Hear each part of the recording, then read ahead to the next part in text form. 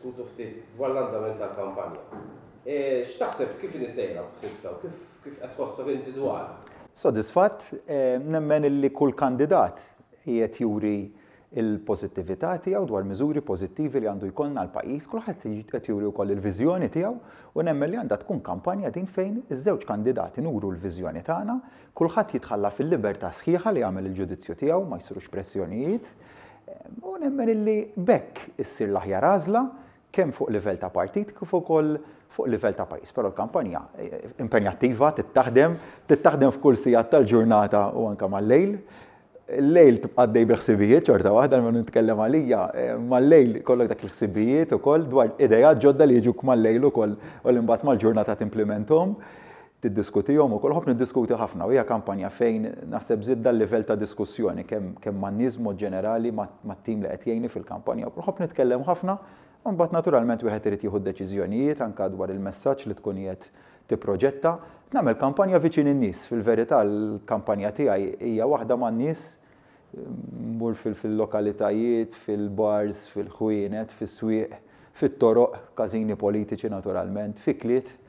U naħseb hija kampanja li qed nitgħallem ħafna minn, qed nitgħallem għaliex tiltaqa' ma' ħafna nies, tiltaqa' ma' esperjenzi differenti, ma' ferħ ma' tbatijiet.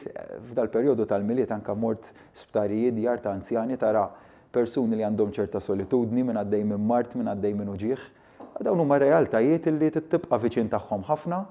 U dik hija xewqa tiegħi għal quddiem li nkun fl-Makariga nkun nibqa' viċin nies trid issib il-ħin, kruċjali li ssib il-ħin vera jkollok l-impenji imma li ssib il-ħin għan-nies. Naħseb hija xi ħaġa tant kruċjali fil-politika tagħna li tibqa' viċin iż-żgħir, il-batut, il-fqir, il-middle class, il-business class, tkun viċin kulħadd, tiltaqa' ma' kulħadd, titkellem ma' kulħadd u nagħmel li tantejnek fil-ħajja pubblika il-fatt li tibqa' f'kuntatt viċin man-nies. U kif qed tħossok? Tħossni bħala laburisti u anke l-Maltin ġenerali din juru fiduċja tagħhom fik? Sodisfatt ħafna hemmhekk ukoll iva, nemmen hemm ir-rispons li huwa b'saħħtu għal fatt li naħseb in-nies kienu mxenqa li mmorru lura għal din l-istil ta' politika sempliċi. Sempliċi ma jfissirx li inti ma tuħux id-deċiżjonijiet u ma jkollokx viżjoni għall-futur.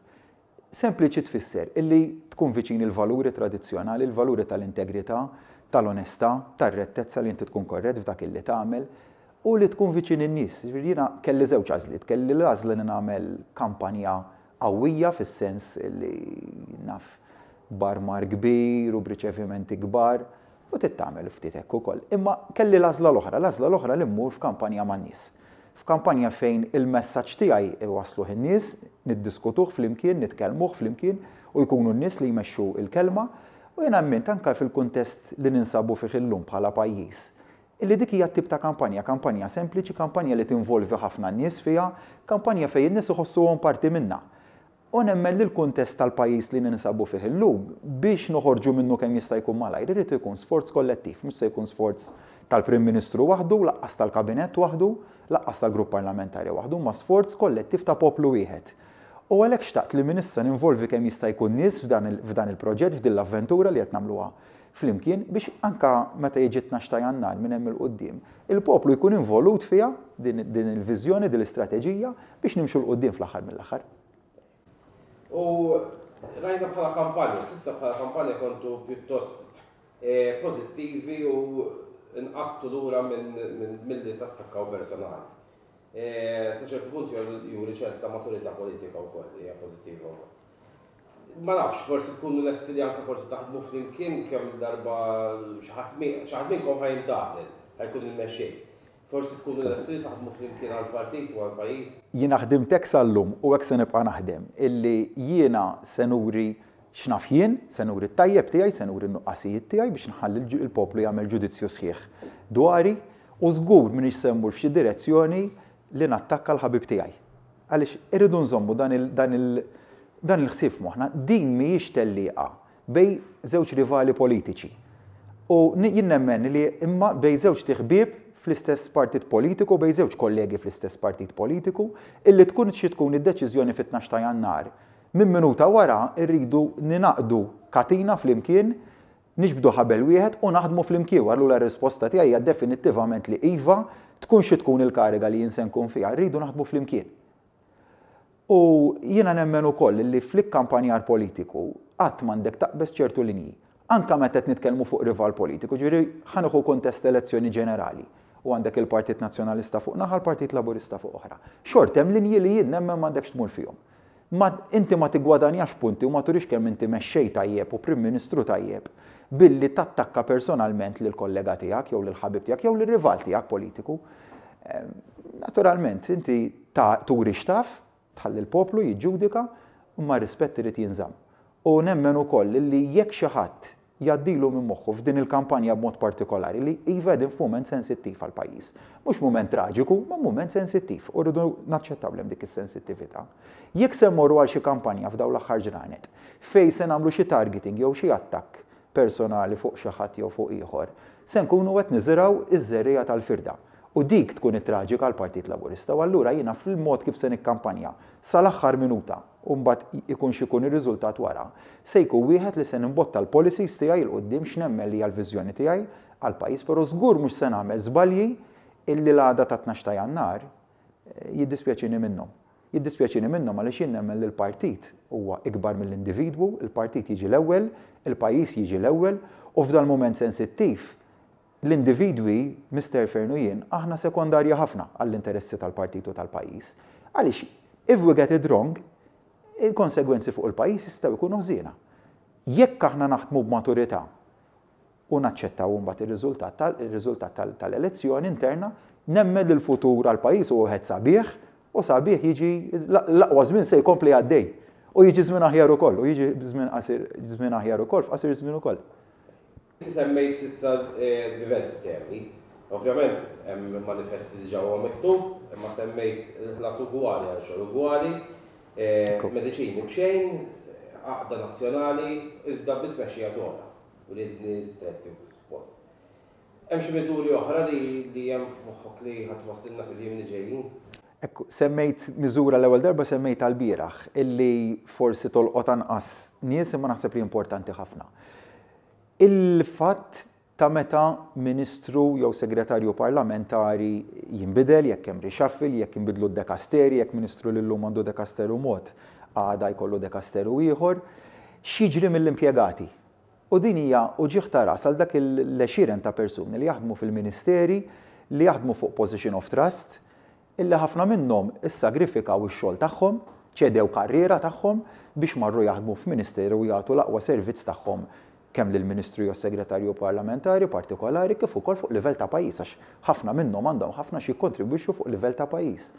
U d-domanda u l-inkwiet li jkollhom dal-persuna ħajnbidel il-mexxej, Prim Ministru ġdid, jaf ikun hemm reshuffle min iddikjara ħajamilha fl-immedjat, jiena ddikjarajt illi mhux neċessarjament tkun waħda fl-immedjat, u l-inkwiet se jiġri mill-għajxin tiegħi u tifhimhom. U għalhekk l-impenn tiegħi jekk niġi elett bħala mexxej tal-Partit Laburista u Prim Ministru tal-pajjiż ikun li ħadd ma jitlef xogħlu. Jiena nemmen ħafna li kulħadd għandu dritt tax-xogħol, dritt tal-xogħol dinjitus u kull min qiegħed jokkupa waħda minn dawn il-karigi ta' position of trust jew kuntratt tal-żmien definit għandu jibqa' fix-xogħol tiegħu. U dik hija xi ħaġa li nemmen ħafna fiha, ili nemmen fiha, naf xi dbatijiet kien hemm meta fil-passat kellek sitwazzjonijiet fejn Ministru jew Segretarju Parlamentari jew jiċċaqlaqlu d-dekasteru jew ma jkunx parti mill-kabinet f'reshuffle, dawn huma realtajiet li rridu naħsbu fihom. U naħseb irridu naħsbu wkoll illum ħafna nies għandhom commitments, min għandu commitment ta' self, min għandu commitments oħrajn, il-xogħol għandu jkun garantit. U nemmen ukoll li kif qegħdin illum f'livell tal-ekonomija tagħna fil-mod kif qed jiġi ġenerat il-ġid, żgur li ħadd għandu jitlef xogħlu. Dik hija l-ewwel proposta. Tieni proposta fuq livell ta' partit ukoll però li nemmen ukoll effett aktar wiesa'. Insaħħu l-customer care. Customer care ma jfissirx li nsaħħu is-servizz għall-laburisti biss. Is-servizz irid ikun qiegħed hemmhekk across the board li kull persuna li għandha bżonn għandha aċċess li bih tista' tasal fl-istrutturi tal-gvern li jekk għandalment li huwa ġenwin wieħed jista' jisimgħu, mhux biss jisimgħu ma tagħti rimedju dwaru. Issa, il-mod kif se tagħmilha dik jista' jkun varju, tista' tagħmilha billi tġeddet il-grievance unit li ġeddet daw il-bordijiet ta' ġustizzji li kellna f'daw l-aħħar snin, tista' timxi b'dak il-mod, tista' timxi f'modell illi inti ssaħħaħ l-aċċess jiġifieri jekk jien minn ħal-qormi biex nagħti eżempju li ġo ħal-qormi irrid ikollok aċċess ta' customer care tista' tagħmlu pereżempju U hemm ħafna li qed joffru li huma f'kumitati lokali tal-partit li qed jgħidu aħna lesti nagħtu s-servizz tagħna b'mod volontarju biex inqarbu lill-individwu mal-ministeri differenti jew mal-entitajiet differenti jekk għandu bżonn li jiġi indirizzat. In-nies dak li qed jitolbu li jkollhom vuċi li jistgħu jinstemaw li jkollhom dik l-istruttura li ilment twaslu minn point A għal point B u li fl-aħħar mill-aħħar tittieħed azzjoni. U dawk huma l-concerns naħseb illi għandhom in-nies fit-triq, imma kemm ilna ma niġu mismuha. Kemm hemm ilmenti ta' laburisti ġenwini illi għadhom ma nstemgħux. Ħafna minnhom meta tidħol fihom, jiena ħobb nidħol fl-ilmenti personalment. U tara li jkunu żgħar, kwistjonijiet ta' trasferimenti minn post għal ieħor li mhux qed jitolbu ħafna mhux se tiżdied il-headcount fiċ-ċivil, affarijiet żgħar li naħseb bi ftit ħsieb li jistgħu jiġu solvuti. U mhux qed ngħidha din għal nies li ħadnu twemmin laburista biss fejn hemm eżiġenzi li huma ġustifikati. Ejja naqduhom lin-nies. Fl-aħħar mill-aħħar kulħadd ħaqqu kwalità ta' ħajja aħjar u bidliet żgħar u b'aġġustamenti żgħar. Tara kemm anke fil-kariga politika tista' tagħmel ġid lin-nies. Għamilna tanġid fuq livell nazzjonali, għamilna tanġid l-ekonomija, tanġid f'diversi setturi. Ejja nagħmlu wkoll l-istess dak il-ġid jinżelu wkoll f'livelli iktar l-isfel.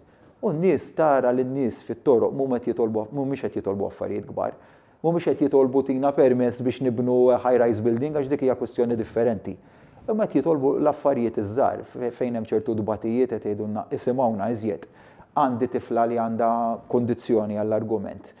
Jistgħu jsiru arranġamenti fuq il-post tax-xogħol biex ikun hemm ftit iktar flessibilità, xorta tinħadem il-ġurnata kollha tax-xogħol, xorta jiena tas-servizz, imma ejja naraw ftit il-kundizzjonijiet partikolari kif huma dat-tip tal-menti. Ejja nisimgħuhom, ejja naġixxu dwarhom u ejja noħolqu struttura organizzata li tkun tista' tikkejteri għalihom.